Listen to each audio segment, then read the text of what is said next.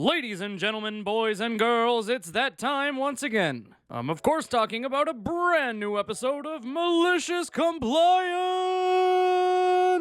Or just Malicious Compliance for short. My name's Ryan, the official host here on Reddit Voice, and I look forward to bringing you guys today's top stories. Before I do, I'd really appreciate it if you could hit that subscribe button, as well as make sure you got notifications turned on, that way you could stay up to date with all the latest and the greatest we have here on the channel.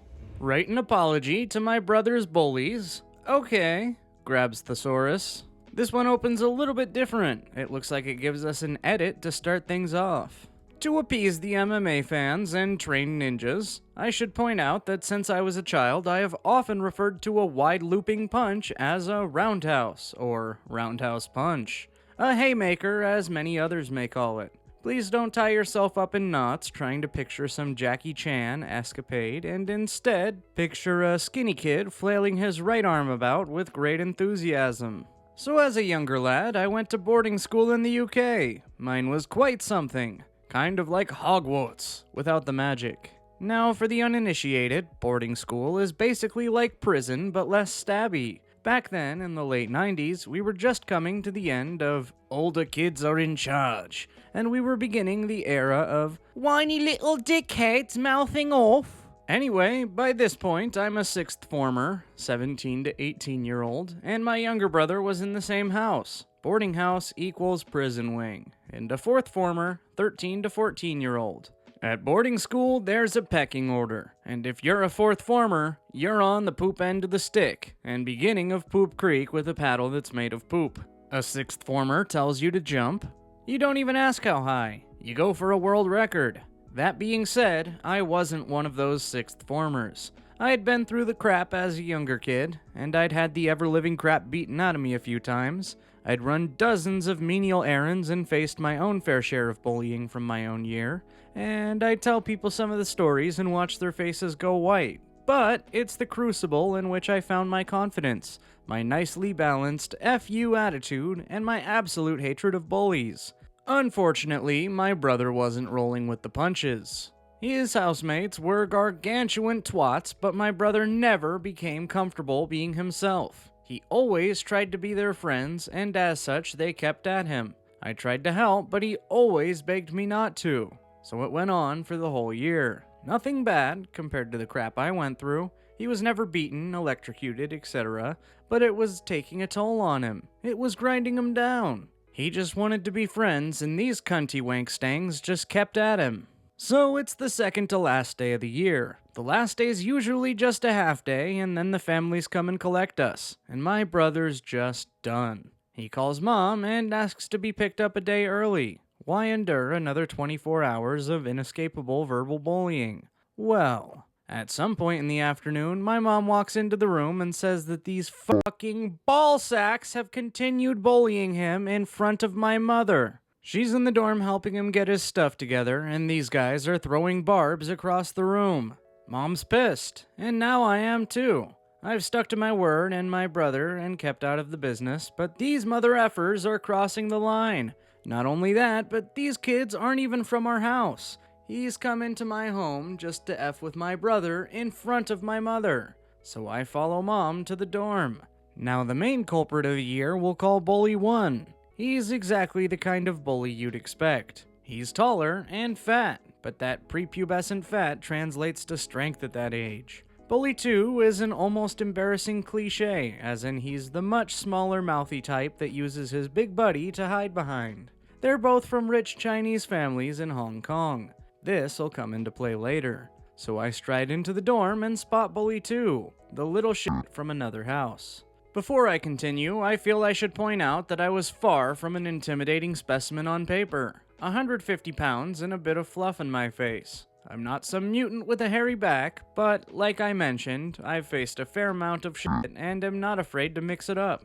I grab Bully 2 by the scruff of his shirt, pull him out of the dorm, push him against the wall, take a skateboard and place it across his neck, and then ever so directly inquired just exactly who he thought he was disrespecting my mother like that.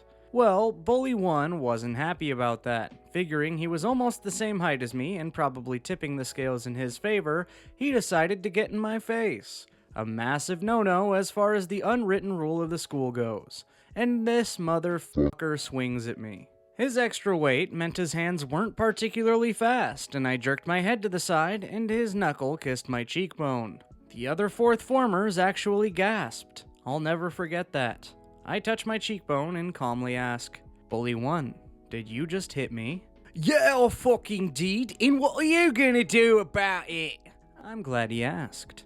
At this point, I decided to show him just what I was going to do about it. So I grabbed him by his throat and proceeded to roundhouse the little fuck in the face. It was a glorious sound. Smack! That crisp sound of clapping your hands together. But why stop there? Let's give him a round of applause, shall we? Smack, smack, smack, you get the point. At this point, one of the younger brothers of a fellow sixth former, a friend of mine, jumps between us, saying he's had enough. While I still debate that point, I acquiesced and left Bully 1 blubbering on the floor and walked off with my family as my mom patted me on the back with a well done. Now, we aren't stupid. We walked straight to the housemaster's office. He wasn't there. He was umpiring a cricket match against another school. So we hop in the car and drive to the other side of school. Hogwarts, remember? This place is 100 acres.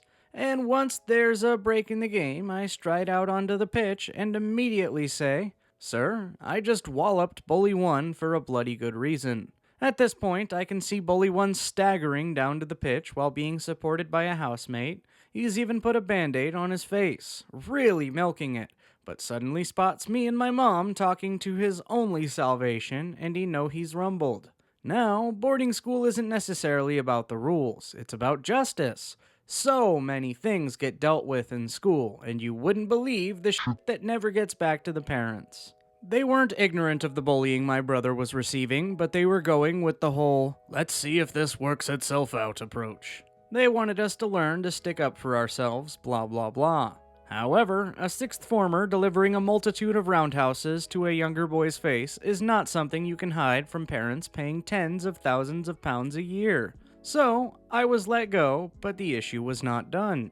Back at the school the next term, and the parents of both boys want blood. The headmaster was relatively new at the school, and was, to put it mildly, a cunt. He wasn't about the old ways, and was a dick about many things. He found a casual way to bring it up in conversation to me about how there had to be a punishment. I agreed. I don't think he was expecting that.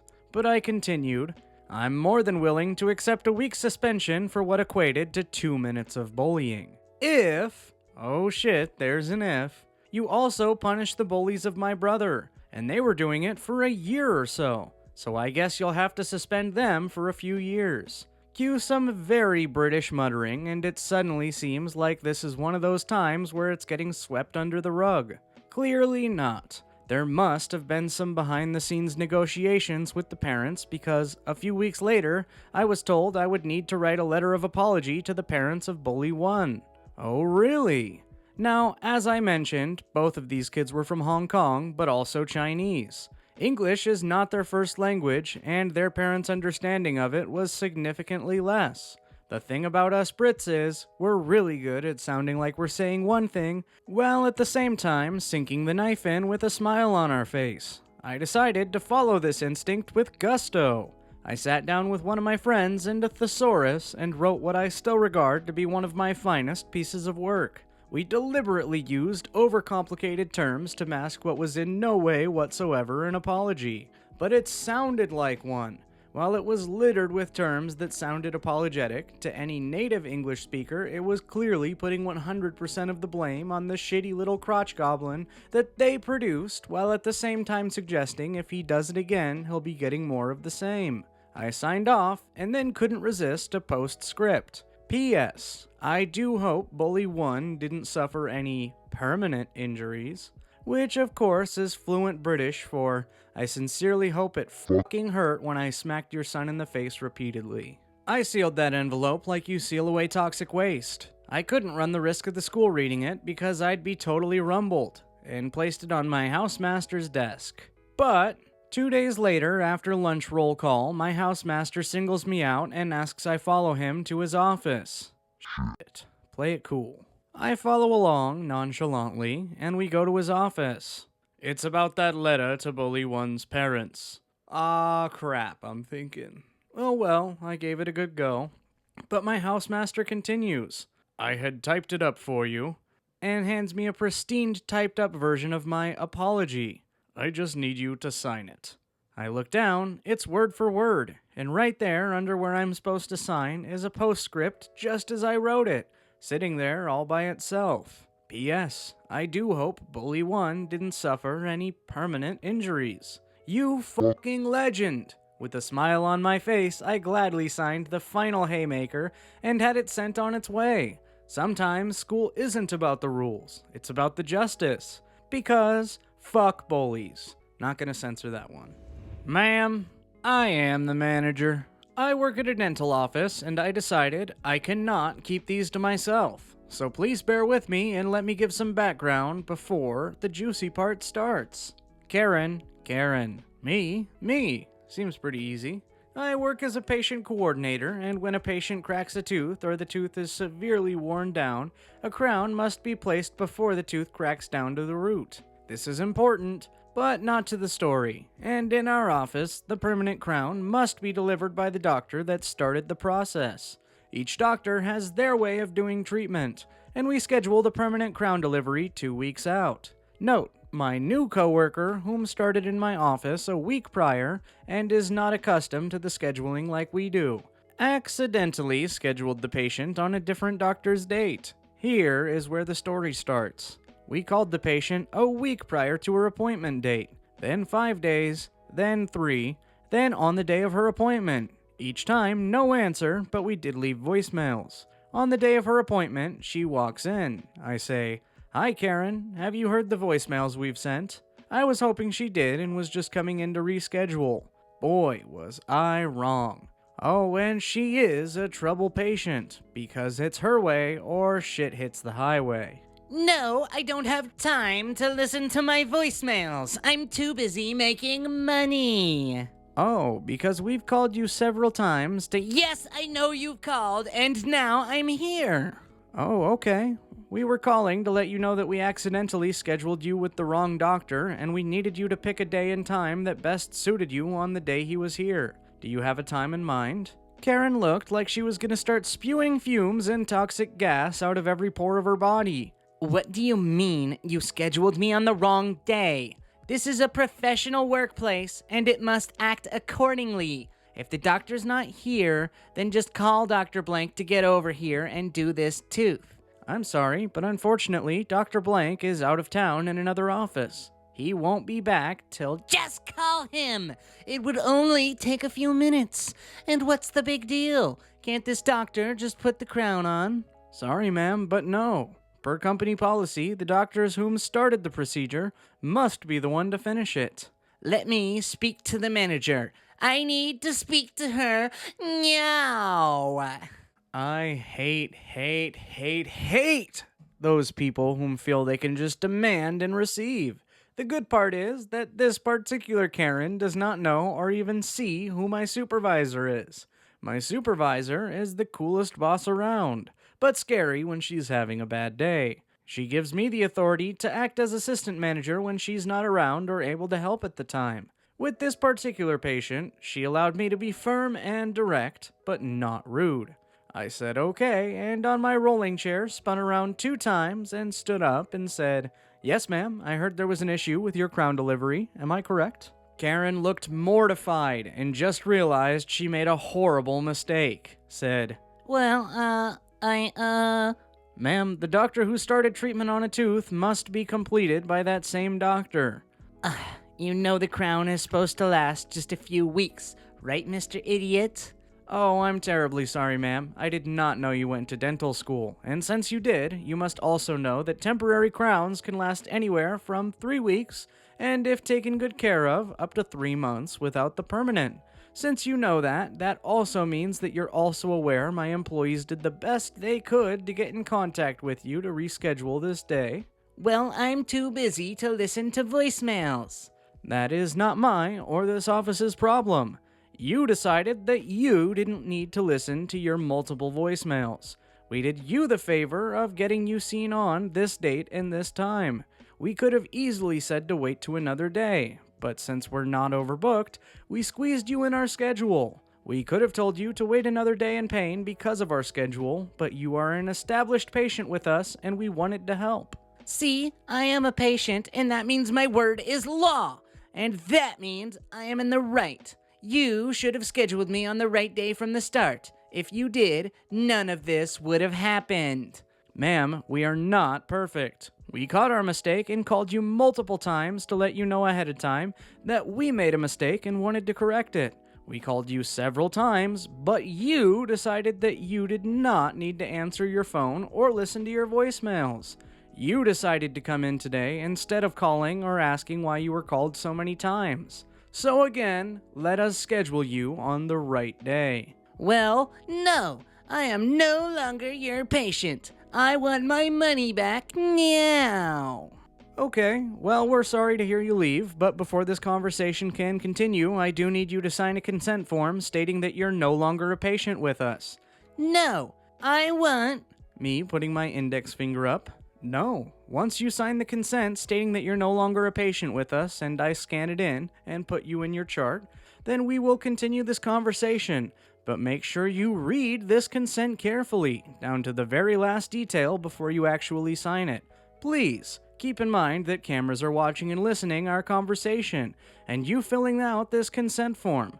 Whatever. Just give me the stupid paper so I can get on with my life. She fills out the consent and hands it back to me. This lasted her a good 5 minutes, and all she did was skim through, initialing and signing down to the very last page. This form, well documented, is a good 3 pages long, stating that all her documents, treatment plans, and miscellaneous forms will still be in our system until she's ready for them to be sent to any other office before we mark her as an inactive patient. Basically, our office will no longer be allowed to answer her personal dental or medical questions. Once she's done, she hands me the forms. Do you have any questions at all before you allow me to scan this in, put in your chart, and mark you as an inactive patient? No, I don't. So, I do exactly what I said I would do. Before I did, I make sure everything was initialed and signed. I scanned it into the document, moved it to her folder, and before I marked her inactive, I said, "Are you positive that you are aware that once you are inactive, I will still talk to my regional manager to help me reimburse you for the crown and not for the buildup, and you will no longer be our patient?" Karen, with an annoyed expression, says, "Yes." Okay, I marked her inactive. When will I get reimbursed for my tooth? It depends when my regional manager sees my email and replies. Whatever, as long as I get money for this tooth. Ma'am, when you say tooth, you just mean the crown, right? Because like I stated before, I marked you inactive. We'll reimburse you for the crown and not the buildup. What? We will not reimburse you for the buildup. That is our doctor's treatment to you. I'll still talk to my regional manager and have her help me reimburse you for the crown. Fine. Call me when you do it. Let me know I'll be getting my money back. Sure, just make sure you pick up the phone this time. Please, we don't want another incident like this to happen. Whatever. As she starts to walk towards the door, she turns around and says, I need to use the bathroom. With the biggest smile I can, I say, "Unfortunately, ma'am, our restrooms are for patients only." She scoffs, turns around, mutters some things under her breath, and pushes the door open angrily out of our office. I call her about 15 seconds later to make sure we got the correct phone number. Of course, she does not answer. She does, however, come back into our office and ask, Wow, is my money back already? "Oh no, I was just making sure this was the correct phone number to call you once it is in your account. Have a good day." Then she stormed out. And there you have it, folks. The end of the epics. If you like these videos, be sure to leave a like on the video, as well as make sure you're subscribed with notifications turned on so you could stay up to date with all future videos. My name's Ryan, the official host here on Reddit Voice, and I upload just about every single day. So without further ado, I look forward to seeing you guys in tomorrow's video.